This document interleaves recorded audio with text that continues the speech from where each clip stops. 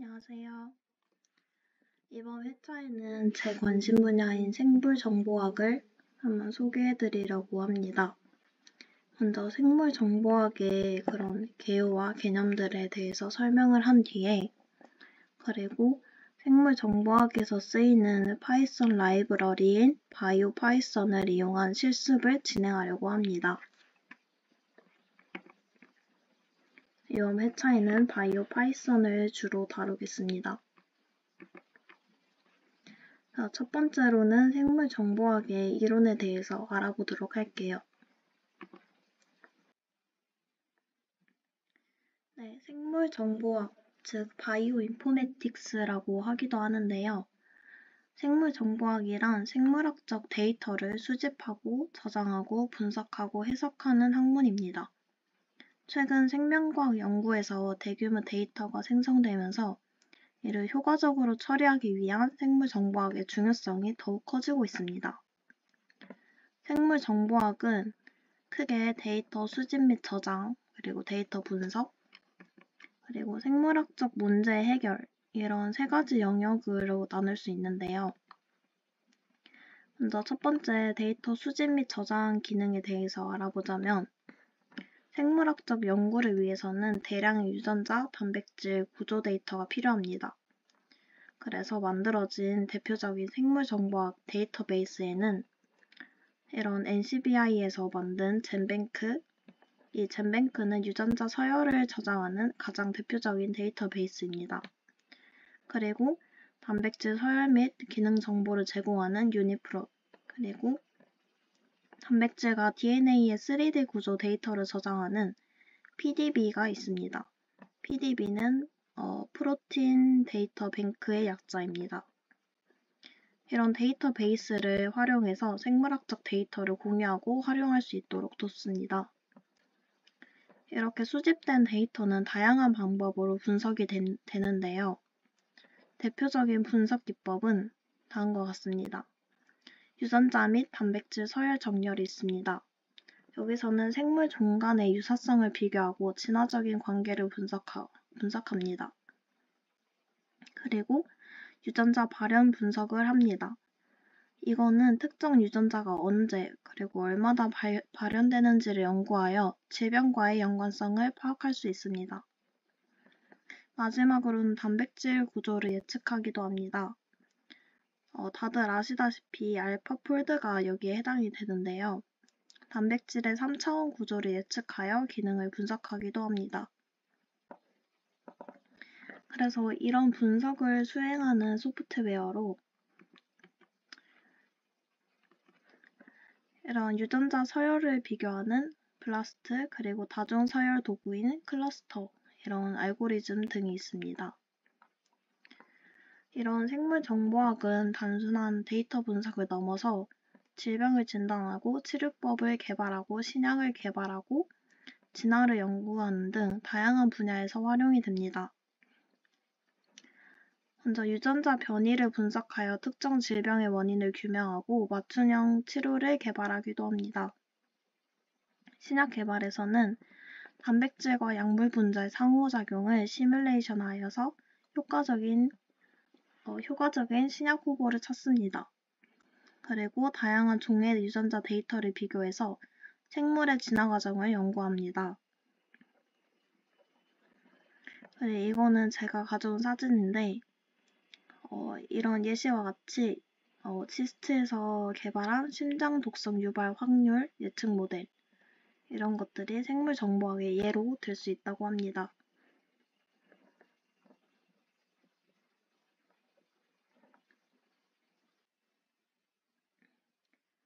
네, 그 다음으로는 바이오 파이썬에 대해서 알아보도록 합시다. 일단 바이오 파이썬이란 생물정보학에서 데이터를 처리하고 분석하는 데 유용한 파이썬 라이브러리입니다. 유전체 서열, 단백질 구조, 개통수 분석 등 다양한 생물학적 데이터를 다룰 수 있으며 연구자들이 데이터를 효율적으로 처리할 수 있도록 도와줍니다. 바이오 파이썬은 여러 기능들을 제공하는데 이 네 가지의 주요 기능을 중심으로 설명을 드리겠습니다. 일단 첫 번째로 서열 데이터를 파싱할 수 있습니다. 바이오파이썬은 다양한 생물학적 파일 형식을 지원하여 젠뱅크, 페스타, 파이립 등의 데이터를 쉽게 불러오고 저장할 수 있습니다.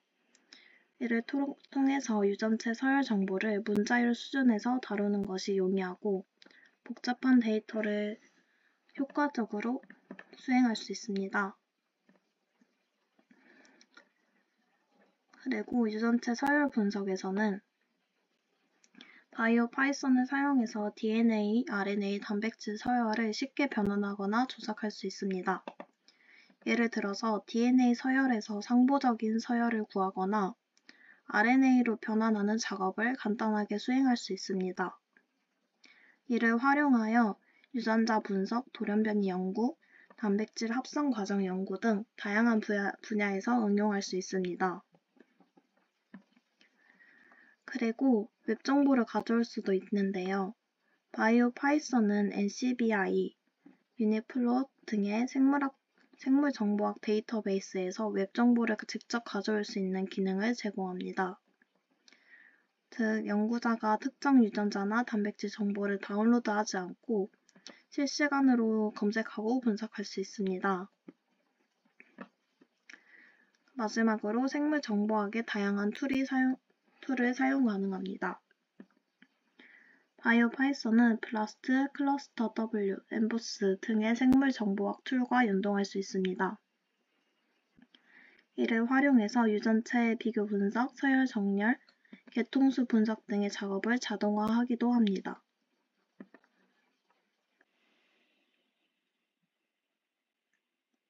네, 그래서 이 바이오파이썬의 시퀀스 객체와 시퀀스 분석 및 정렬 기능에 대해서 소개해 드리겠습니다. 이 내용은 저희가 이제 뒤에 실습을 진행할 때 필요한 개념이므로 앞서서 먼저 설명을 드리겠습니다. 일단 바이오파이썬에 이런 SEQ 객체를 사용하게 되는데 이거는 시퀀스 객체라고 DNA, RNA, 단백질 시퀀스를 처리할 수 있는 그런 객체를 의미합니다. 이 시퀀스 객체를 활용해서 유전자 서열을 간편하게 다루고 다양한 변환 작업을 수행할 수 있습니다. 이런 SEQ 객체는 단순한 문자열이 아니라 생물학적 분석을 위한 여러 기능을 내장하고 있어서 이런 서열들을 효율적으로 처리할 수 있습니다.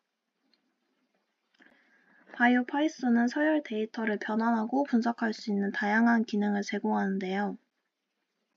이 시퀀스 분석에 보시면 리버스 컴플리멘트 함수가 있습니다.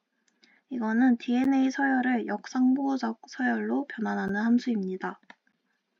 이 함수를 사용하면 주어진 DNA 서열의 상부적 서열을 쉽게 계산할 수 있습니다. 역상부적 서열이라고 하면 예를 들어서 DNA 서열에 A가 있으면 이거는 T로, G가 있으면 C로 변환하게 됩니다. 그리고 트랜스크라이브 함수가 있는데요. 이거는 DNA 서열을 RNA 서열로 변환하는 기능을 제공합니다.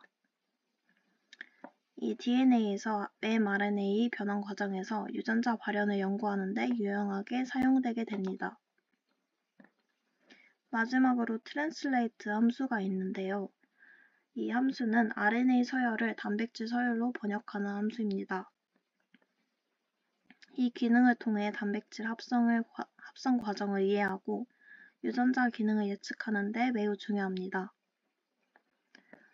이 함수에 대해서는 뒤에 자세하게 설명을 드리겠습니다. 마지막으로 바이오파이썬은 다중 시퀀스 정렬 기능도 지원을 합니다. 서열을 비교해서 유사한 부분을 정렬하는 작업은 진화적 관계 분석이나 개통수 작성의 필수적인 과정입니다. 여기서 멀티플 시퀀스 얼라이먼트 객체는 여러 서열을 정렬된 형태로 저장하고 이를 통해 다양한 시퀀스를 동시에 비교할 수 있습니다.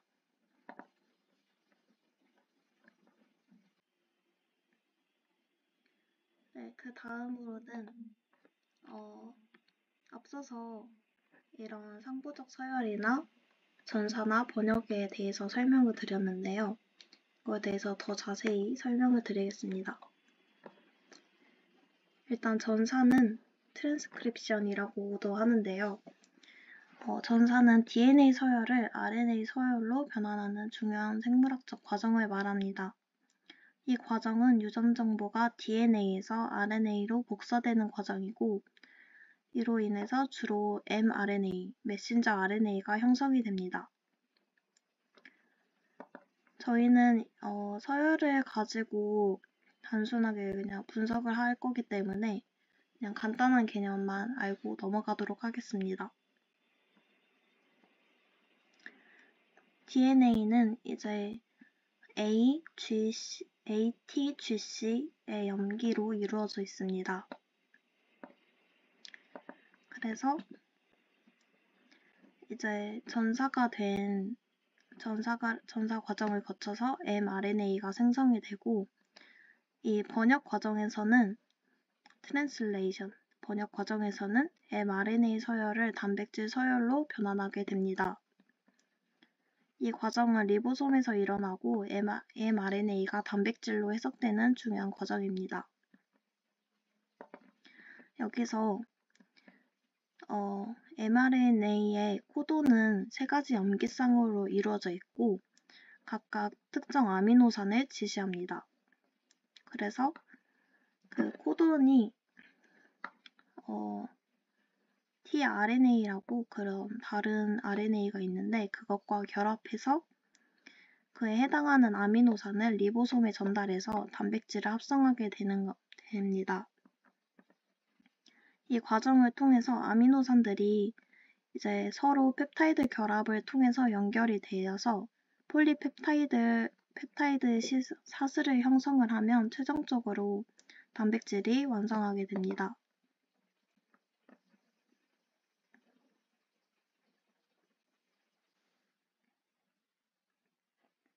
네, 그래서 앞서서 설명한 전사와 번역 그런 과정을 이런 DNA와 mRNA 제가 시퀀스 서열을 가져와 봤는데요. 이제 이게 처음에 DNA 서열이라고 하면 여기서 A는 T, T는 A, G는 C 이렇게 서열이 연결이 된 게 상부 서열이라고 합니다.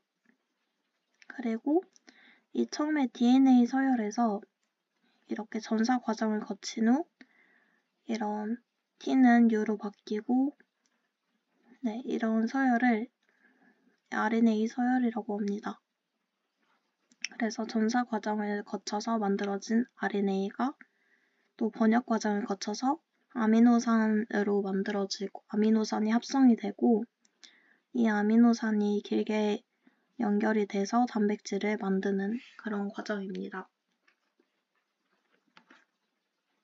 그래서 제가 이 서열을 가져온 이유는 뒤에 간단하게 바이오 파이썬을 이용해서 이런 전사와 번역 과정을 한번 알아보겠습니다.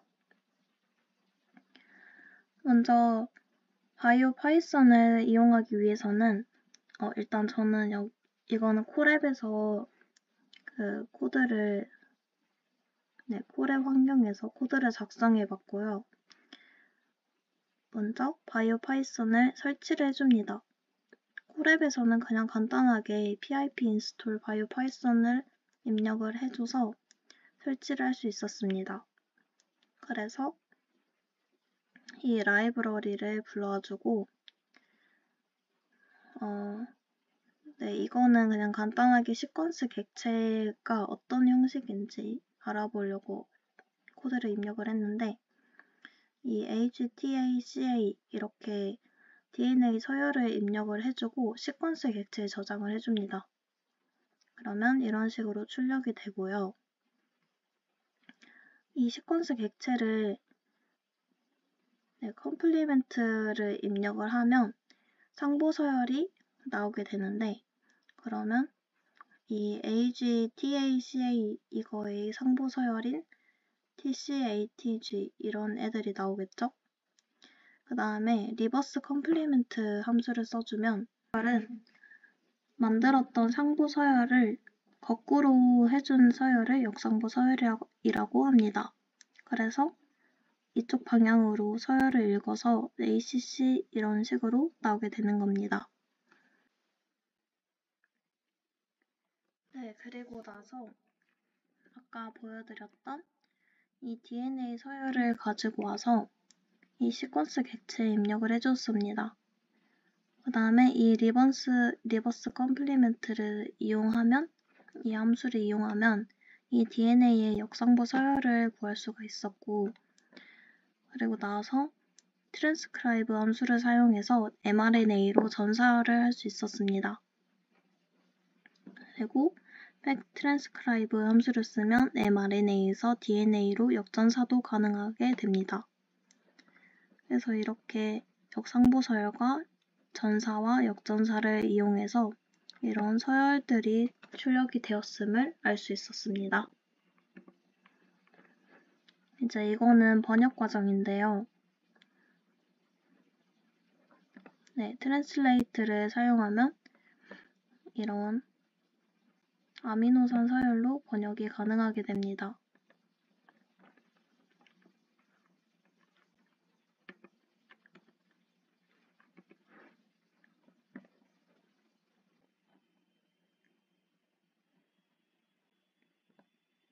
네, 그 다음으로는 이제 시퀀스 정렬에 대해서 알아보겠습니다.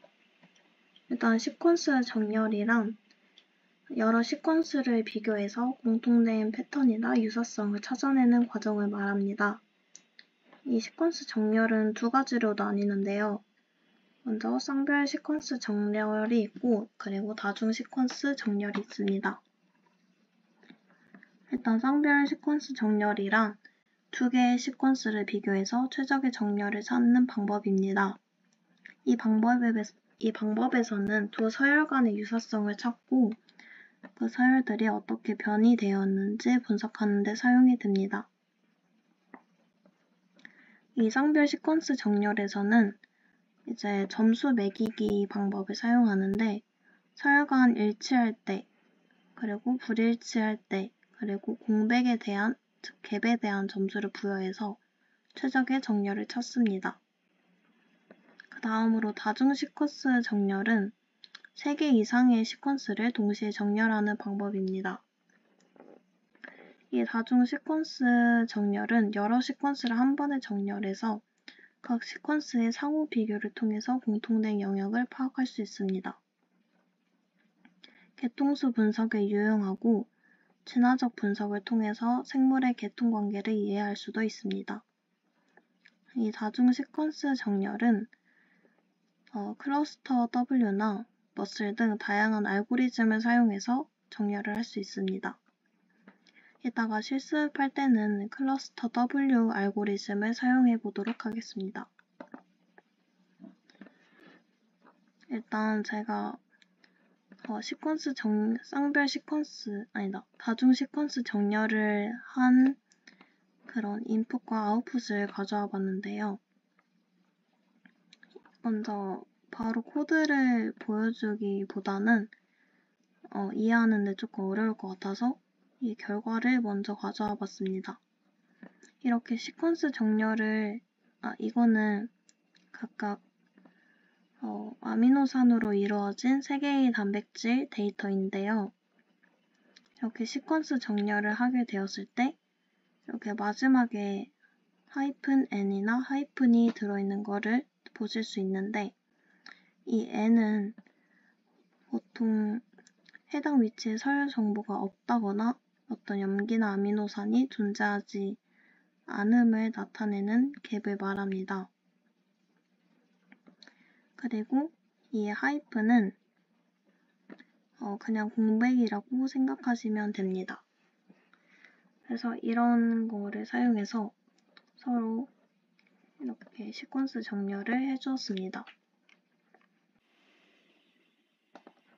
네, 그리고 앞서 봤던 이런 결과를 어떤 코드를 사용해서 만들었는지 코드를 봐보도록 하겠습니다. 이제 여기서 첫 번째로 이 모듈을 사용해 주었는데 이 클러스터 W 커맨드 라인 모듈은 클러스터 W를 바이오 파이썬에서 실행할 수 있도록 해줍니다.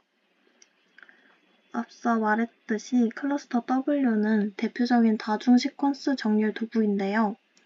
여기서는 이렇게 임포트를 해서 모듈을 사용하였지만 클러스터 W를 따로 설치를 해주어서 명령 프롬프트 창에서도 이런 시퀀스 정렬을 하기도 합니다. 이따가 실습할 때는 그런 방식으로 진행을 해볼게요. 그리고 이 뒤에 이 align IO 모듈은 정렬된 시퀀스를 읽고 쓰는 데 사용되는 모듈입니다. 그래서 그 다음으로 보시면 이 페스타 파일 해가지고 다운표에서 아까 이 서열들을 이 페스타 파일에 저장을 해줬는데요. 이 파일에서는 정렬할 시퀀스들이 저장된 페스타 파일 경로를 설정을 해줍니다. 네, 여기서 페스타 파일이 조금 생소하실 수도 있는데 페스타 파일은 생물학적 서열을 저장하는 텍스트 형식의 파일을 말합니다. 생물정보학에서는 그런 생물학적인 서열 데이터를 많이 사용하기 때문에 주로 사용되는 파일 형식이라고 합니다. 그래서 안에 내용을 보시면 이런 첫 번째 줄에는 헤더가 있고 이렇게 서열로 이루어져 있음을 알 수 있습니다. 그 다음으로는 이제 클러스터 W 명령어를 실행을 해줍니다. 먼저 이 클러스터 커맨드 라인은 클러스터 W 프로그램을 실행할 수 있게 해주는 클래스입니다. 그래서 이 클러스터 W2라는 파일을 실행해 주었고요. 인 파일에는 아까 설정했던 이 페스타 파일을 입력을 해주고 그 다음으로는 stdout이랑 stderror가 있는데요. 이 코드는 클러스터 W를 실행하고 표준 출력 stdout과 표준 에러 stderror를 받습니다. 이 값들은 로그나 오류 메시지를 추적할 때 유용합니다. 그리고 나서 다음 줄을 보시면 이 클러스터 W는 정렬된 결과를 이 ALN이라는 파일로 저장을 해줍니다. 그래서 align IO read 이 함수를 이용해서 파일을 읽고 이를 alignment 객체로 반환을 해줍니다. 이 alignment 객체는 시퀀스 레코드 객체들의 리스트로 각 시퀀스 레코드 객체는 시퀀스 아이디와 그에 해당하는 서열 정보를 포함합니다. 그래서 이렇게 정렬을 해준 다음에 이 반복문을 사용해서 각 시퀀스를 하나씩 레코드에 할당해서 순차적으로 처리를 해줍니다. 그 다음에 아까 보셨다시피 이 기호와 함께 id를 함께 출력을 해줍니다. 여기 보시다시피 페스타 형식과 유사하게 시퀀스를 출력하기 위해서 이 id, 즉 헤더 앞에 이 부등호를 표시를 해줍니다. 그리고 나서 아래는 시퀀스 데이터를 출력을 해야겠죠. 그래서 이 점 시퀀스를 활용해서 해당 시퀀스 서열을 나타내줍니다. 마지막으로는 이 코드를 이용해서 새로운 페스타 파일로 저장을 해줍니다.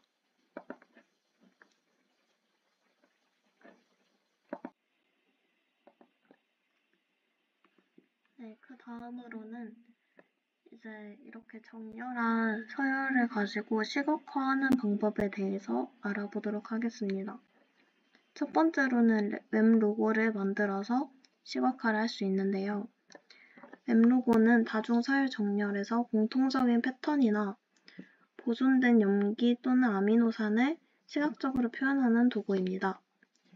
주로 염기 서열이나 단백질 서열의 위치별 변화를 시각화하여서 특정 위치에서 서열의 변이가 어떻게 일어나는지 또는 보존된 부분을 한눈에 파악할 수 있게 해줍니다. 이 웹 로고는 서열의 패턴 시각화를 해줘서 여러 서열을 정렬한 후에 각 위치에서 염기나 아미노산의 빈도를 시각적으로 표현해줍니다. 이거를 각 타워라고 말하는데 이 타워의 높이는 해당 위치에서의 빈도를 나타냅니다. 예를 들어서 높이가 높으면 그 위치에서 주로 동일한 염기나 아미노산이 등장하는 부분을 나타냅니다. 그래서 각 염기나 아미노산은 보통 이런 다양한 색깔로 구분이 됩니다. 그래서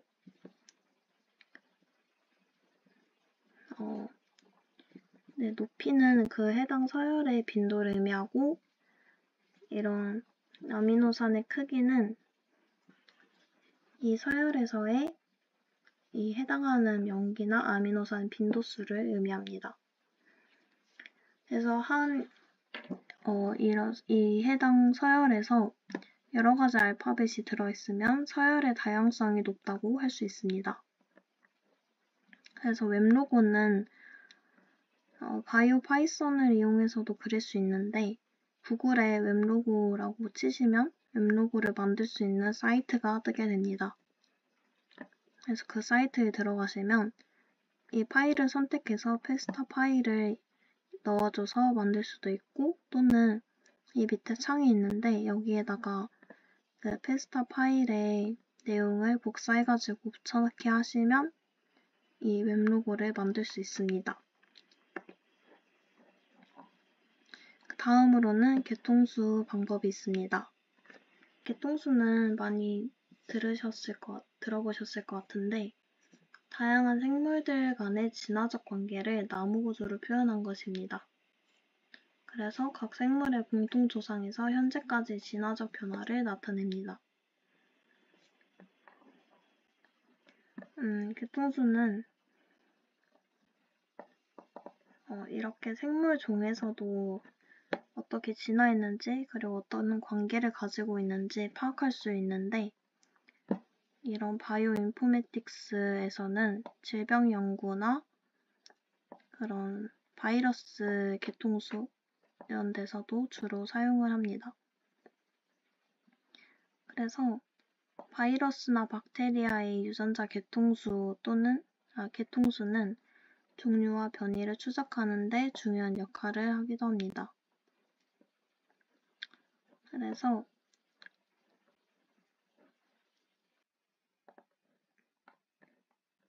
이렇게 개통수를 만들기 위해서는 바이오 파이썬에서는 이 파일로라는 모듈을 사용해줘서 만들어야 합니다. 그래서 이런 그래프가 나왔고요. 이 개통수에서 노드는 공통 조상을 나타내고 여기 브랜치는 이렇게 여기서 진화를 해왔다. 이런 관계를 나타냅니다. 그래서 이런 개통수 생성 방법에는 이 APGMA 방법도 있고 NJ 알고리즘도 있는데 이거는 뒤에 실습 때 더 자세하게 설명을 드리겠습니다.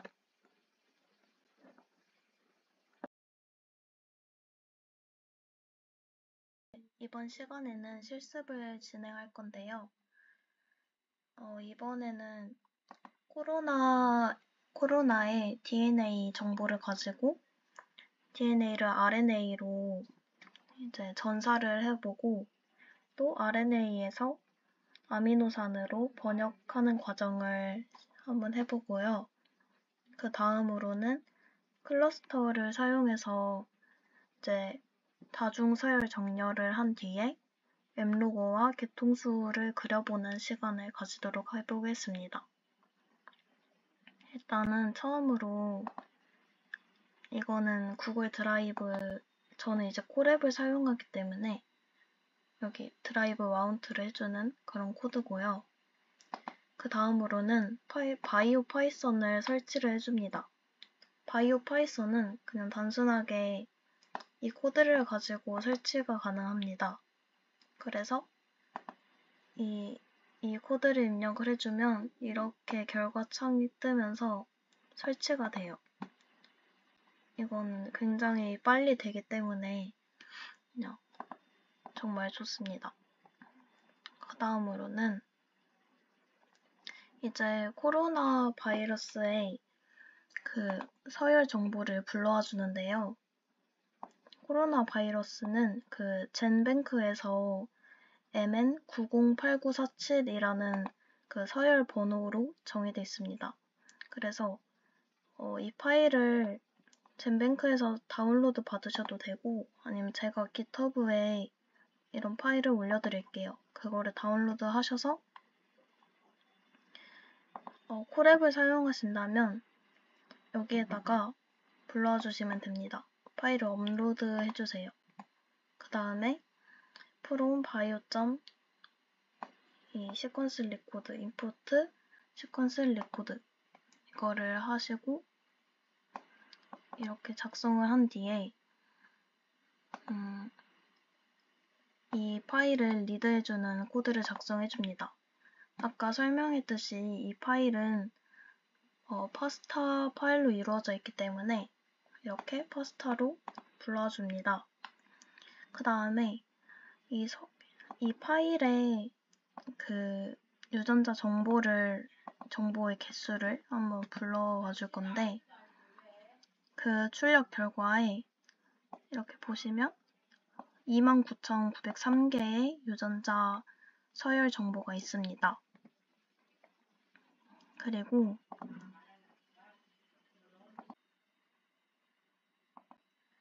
그 코로나 바이러스의 그 파스타 파일을 제가 열어봤는데요. 이런 식으로 나와 있어요. 그러니까 여기 첫 번째 헤더에는 이 아까 그 번호 이름과 여기는 자세하게 그 이름이 적혀 있습니다. 여기 보시면 코로나 바이러스 2, 아이솔레이트 우한 이렇게 유전자가 적혀져 있고 밑에는 다 DNA 서열입니다. 그래서 이게 29,000여 개가 있다는 말이에요.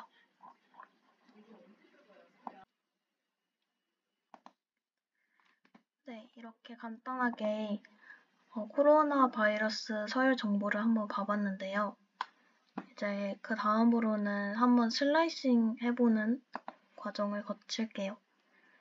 이제 바이오 파이썬을 이용해서 아까 봤던 그런 DNA 정보들을 그냥 파이썬에서 하는 것과 같이 이렇게 간단하게 슬라이싱을 해볼 수 있습니다. 그래서 여기서는 200개까지 슬라이싱을 해봤습니다. 그러면 출력 결과가 이렇게 200개가 나오게 됩니다. 이제 그 다음으로는 우리가 아까 봤듯이 그 DNA 서열 정보가 굉장히 DNA는 ATGC로 이루어져 있잖아요. 그래서 아까 봤듯이 굉장히 많은 ATGC로 이루어져 있는 걸 볼 수 있었습니다. 그래서 각각 코로나 바이러스의 DNA에는 ATGC가 몇 개씩 있는지 알아보는 코드를 작성해 봤습니다. 이제 코드의 각 부분을 설명해 드리겠습니다. 처음으로 코비드 DNA에 저장된 DNA 서열을 여기 DNA라는 변수에 할당을 해줍니다. 그 다음으로는 뉴클레오타이드라는 이런 딕셔너리를 생성을 해줍니다. 저희는 이렇게 밑에와 같이 딕셔너리 형태의 결과를 출력할 거기 때문에 이렇게 해주고요. 이제 그 다음으로는 반복문을 입력을 해줍니다. DNA 문자열에 각 문자를 반복해서 변수 n에 할당을 해줍니다. 그리고 여기 밑에 조건문이 들어가는데요. 여기서 n이 이미 뉴클레오타이드 딕셔너리에 키로 존재하는지 확인해줍니다. 만약 존재한다면 그 연기는 이미 그 연기의 값을 1을 증가를 해줍니다. 즉 이거는 그 해당 연기의 등장 횟수를 카운트해주는 그런 코드입니다. 그 다음으로 만약에 뉴클레오타이드에 n이 없으면 그 연기가 처음 등장한 거기 때문에 여기에 1을 할당을 해줍니다. 그리고 프린트를 해주면 이렇게 보시다시피 A가 8,954개, T가 9,594개, G가 5,863개, C가 5,492개 등장했음을 알 수 있었습니다. 이제 그 다음으로는 DNA에서 RNA로 전사하는 과정을 해보겠습니다. 이거는 간단하게 이제 코비드 mRNA라는 변수를 설정을 해주고 여기 아까 사용했던 코비드 DNA를 트랜스크라이브 이거를 사용해서 RNA로 전사를 해줍니다. 이것도 너무 많기 때문에 100개까지 슬라이싱해서 결과치를 보면 이런 식으로 RNA로 잘 전사가 됐음을 알 수 있었습니다. 그 다음으로는 이제 RNA에서 아미노산으로 바꾸는 번역 과정을 해보겠습니다. 여기서는 아미노 엑시드를 변수를 사용해주고 아까 만들었던 코비드 mRNA를 트랜슬레이트를 해줍니다. 그렇게 되면 얘도 99개까지만 봐볼게요. 그리고 아미노산의 이렇게 길이도 한번 출력을 해보겠습니다. 그러면 99개까지의 아미노산이 이런 과정으로 번역이 됩니다. 그 다음으로 개수를 확인해 보자면 9,967개의 아미노산이 나왔음을 알 수 있었습니다.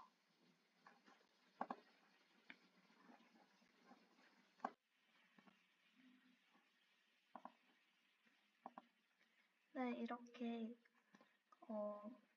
RNA에서 3개씩 코돈을 이용해서 아미노산을 합성하는 번역 과정을 해봤습니다.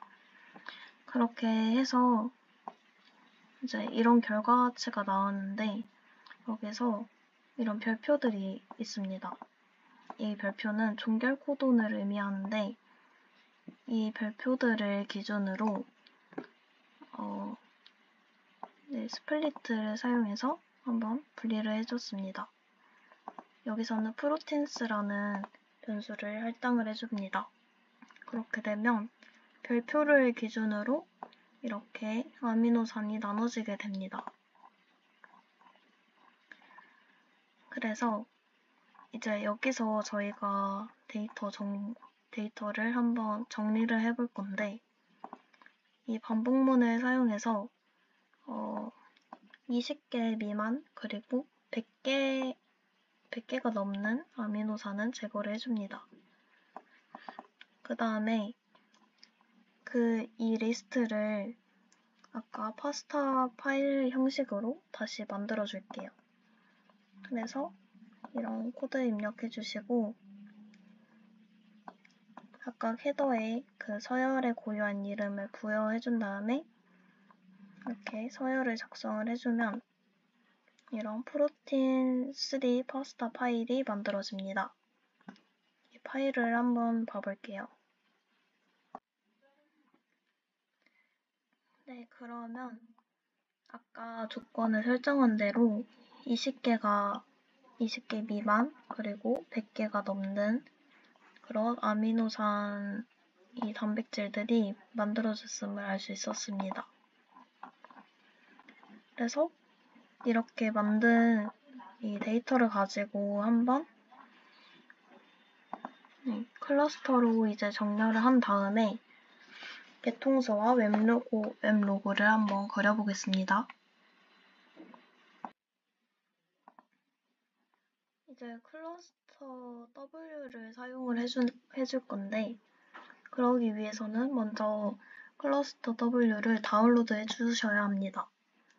이렇게 자기 사양에 맞게 다운로드를 해주시면 되는데, 여기는 클러스터 X고 여기가 W예요. 그래서 저는 윈도우를 사용하기 때문에 이 클러스터 W 윈도우 이거를 다운로드 해줬습니다. 다운로드를 해주시고, 그리고 다운로드를 하시고 설치까지 다 한 다음에 이 명령 프롬프트 창을 열어주시면 됩니다.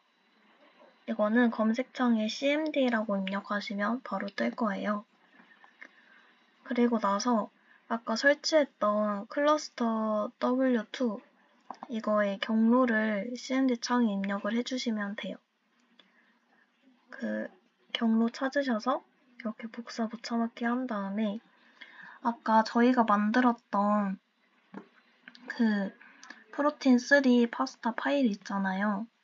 이것도 이 명령 프롬프트 자체에서 클러스터를 실행시켜주기 위해서 아까 저장했던 파일에 그 절대 경로를 입력을 해줍니다.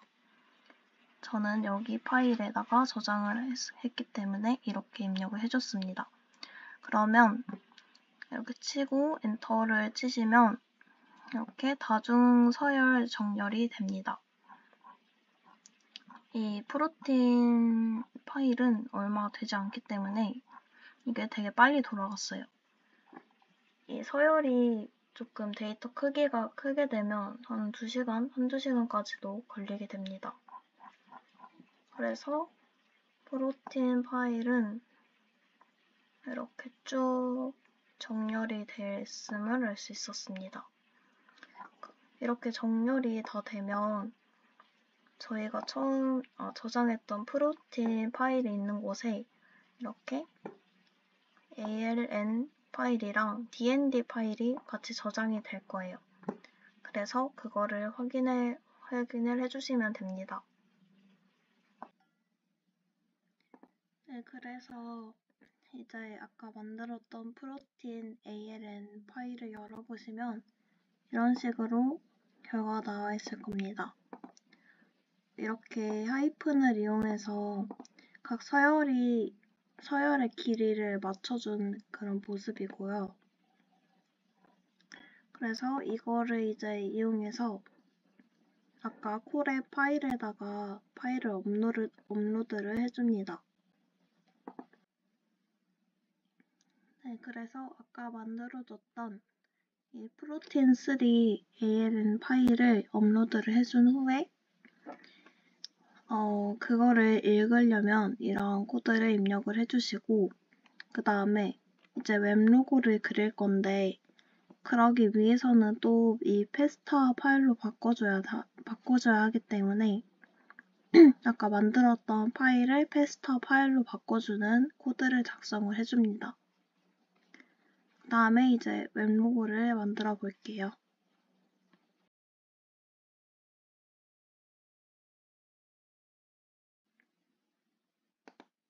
이제 웹로고 사이트를 들어가 주시면 되는데 아마 종류가 2개가 있을 거예요. 이 웹로고 3랑 그냥 웹로고가 있는데 저는 이 3에서 만들어 보겠습니다.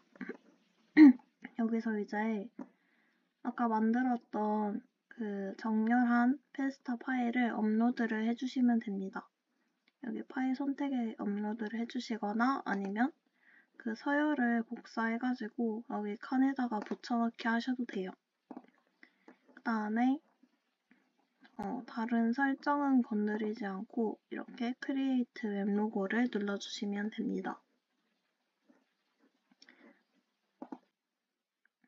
네, 그러면 저는 이렇게 웹로고가 만들어졌는데요. 아까 이 서열들이 워낙 공백이 많아가지고 되게 크기가 작게 나와서 좀 사이즈 조정을 해줬습니다. 그래서 이렇게 m로그가 나왔는데 여기 밑에 보시면 숫자가 있어요.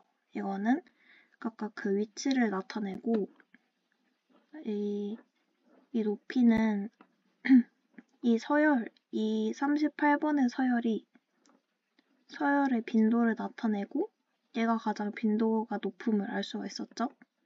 그 다음으로는 53번, 그리고 12번, 65번 이렇게 빈도수가 높음을 알 수 있네요.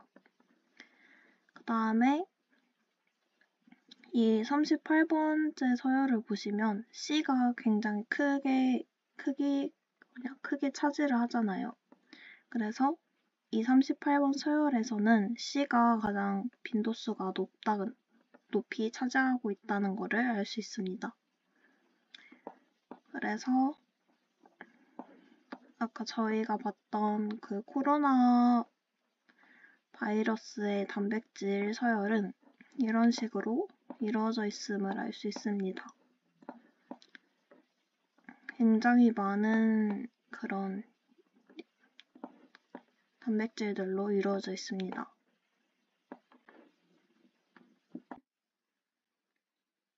네, 이제 그 다음으로는 뒤통수를 한번 그려보는 실습을 해보겠습니다. 여기서는 이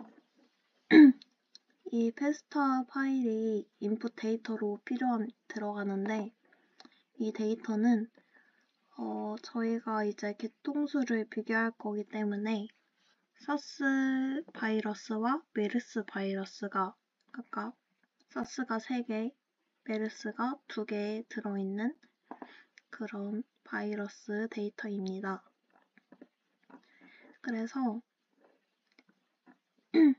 이제 개통수를 그려서 그 바이러스들이 얼마나 서로 연관성이 있는지, 얼마나 개통수가 가까운지 그런 거를 분석할 수 있습니다.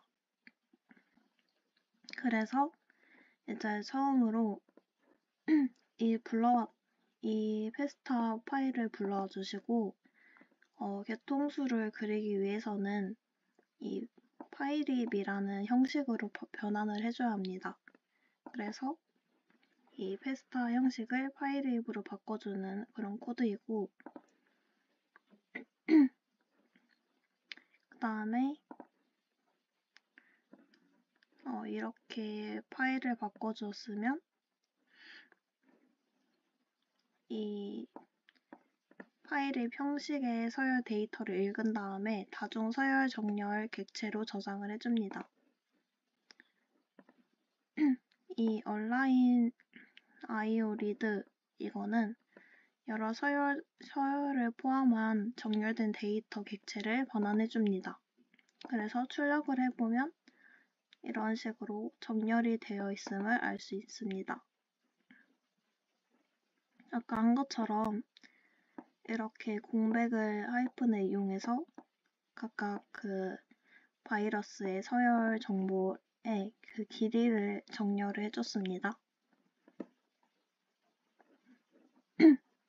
그리고 나서 이제 거리 행렬이라는 디스턴스 매트릭스를 계산을 해줍니다. 이 디스턴스 calculator 이거는 두 서열 간의 유사도를 기반으로 거리 행렬을 계산을 해줍니다.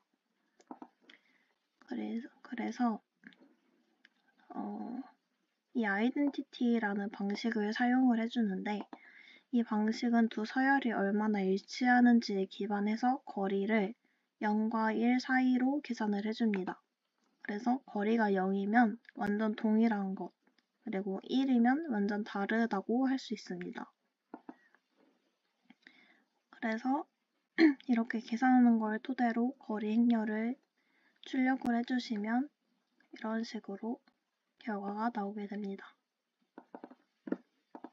여기서 이제 여기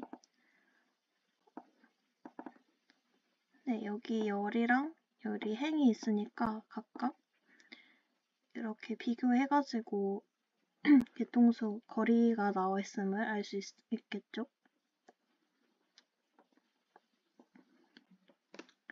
그리고 그 다음으로는 이제 개통수를 생성을 해줍니다. 개통수는 비교적 간단하게 생성이 가능한데요. 이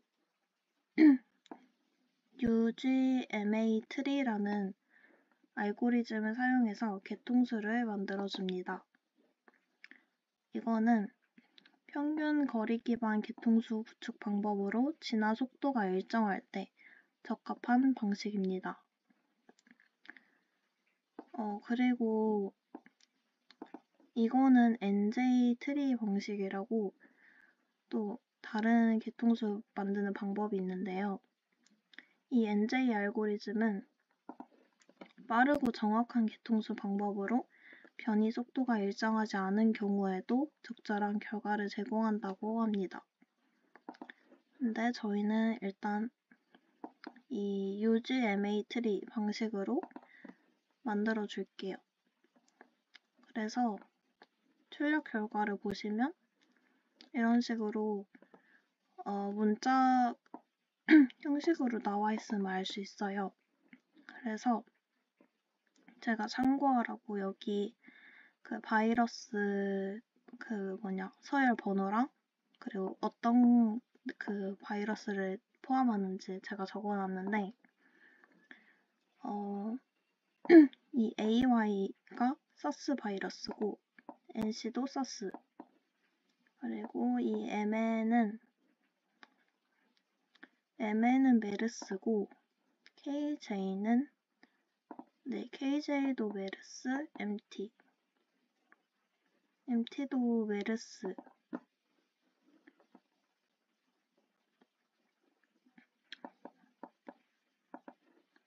네. 이 MN이 이게 사스네요. 그래서 이 두 개는 메르스 바이러스고 이 세 개는 사스 바이러스임을 알 수 있었습니다. 그래서 근데 이 두 개는 같은 계통으로 이제 묶여 있잖아요. 그렇기 때문에 이 두 개는 사스 코로나 바이러스 계열이고 이 MN은 사스지만 이렇게 따로 떨어져서 나온 거를 봐서 사스 코로나 바이러스 2에 해당함을 알 수 있었습니다. 그리고 이 두 개는 메르스 바이러스에 해당함을 알 수 있었습니다. 그래서 이거는 UGMA 트리 방식이고 이 밑에는 NJ 트리 방식으로도 만들어 봤는데요. 얘도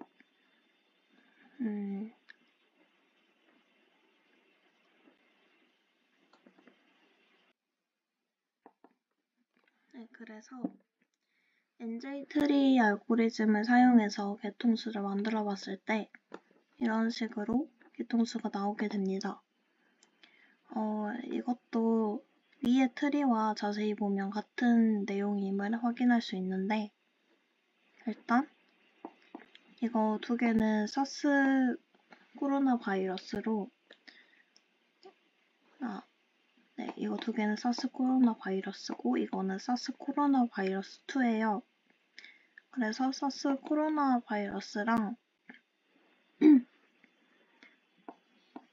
이 사스 코로나 바이러스 2가 같은 가지에 위치함을 알 수가 있습니다. 그래서 즉 사스 코로나 바이러스 2가 기존의 사스 코로나 바이러스와 가까운 진화적 관계를 가진다는 것을 알 수 있습니다. 그런데 여기에는 따로 떨어져 있잖아요. 이 두 개는 메르스 코로나 바이러스인데 이렇게 서로는 되게 가까운 관계지만 사스 계열과는 되게 거리가 멀게 형성이 됩니다. 즉 메르스 바이러스는 사스 바이러스와 계통적으로 다르다는 것을 알 수 있습니다. 그리고 같은 사스 코로나 바이러스지만 이 두 개가 되게 분리되어 있음을 알 수 있는데 즉 사스 코로나 바이러스 내에서도 서로 다른 변종 간의 거리의 차이가 존재한다는 것을 확인할 수 있는 그런 개통수였습니다. 네, 그래서 오늘 이렇게 처음으로 생물정보학의 그런 개념에 대해서 설명을 드렸고, 생물정보학에서 쓰이는 라이브러리인 바이오파이썬에 대해서도 소개를 드리고, 실습에서는 바이오파이썬을 이용해서 DNA와 RNA 전사, 그리고 단백질로의 번역, 이런 것들도 해보았고, 그리고 코로나 바이러스 단백질을 가지고 시각화를 해보기도 했습니다. 이렇게 제 관심 분야인 생물정보학에 대해서 콘텐츠를 다루어 봤는데, 이거를 수강하신 분들도 이 분야에 관심이 생기셨으면 좋겠습니다. 앞으로도 더 재밌는 생물정보학 내용을 콘텐츠로 가져와 볼 테니 많이 시청해 주셨으면 좋겠습니다. 다들 수고하셨습니다.